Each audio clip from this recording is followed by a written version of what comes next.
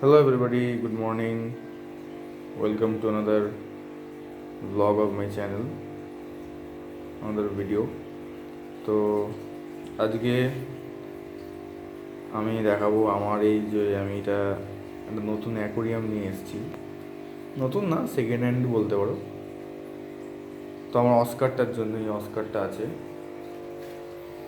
এই যে অস্কারটার সাইজটা দেখো। তো এর আগে 2 ফিটের অ্যাকোরিয়ামে ছিল। তো 2 ফিটের অ্যাকোরিয়াম হচ্ছে এই যে এই অ্যাকোরিয়ামটাই ছিল। তো সাইজে যেহেতু অনেকটা বড় হয়ে গেছিলো, তো ট্যাঙ্কটাও বাড়াতে হতো, ওই জন্য আমি এটাকে নিয়ে এসেছি। এই বড় অ্যাকোরিয়াম, বড় মানে এটা 2.5 ফিটের ট্যাঙ্ক, খালি হাইটে একটু বেশি বড়, হাইটে 2 ফিট মতো যেত, ঠিক আছে, একটা অস্কারের জন্য এটা এনাফ। তো এখানে আমি কি কি ফিল্টার লাগিয়েছি বলছি তোমাদের। এখানে একটা টপ ফিল্টার আছে, টপ ফিল্টারটা ফ্লোটা বন্ধ করে রেখেছি যাতে মাছদের সমস্যা না হয়। আর এখানে একটা এয়ার পাম্প লাগিয়ে রেখেছি যাতে অক্সিজেন ফ্লোটা ভালো হয়।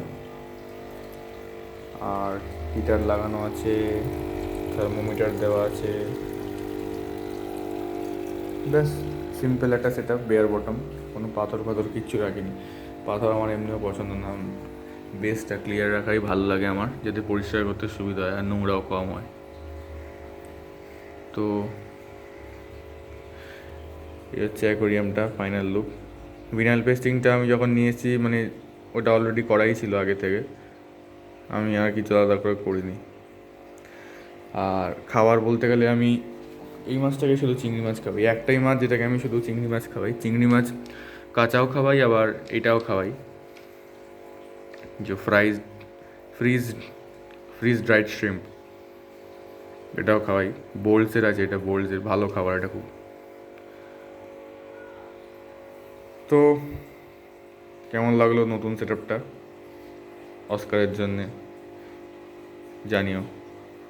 দেখা হচ্ছে নেক্সট ভিডিওতে। Till then, bye by.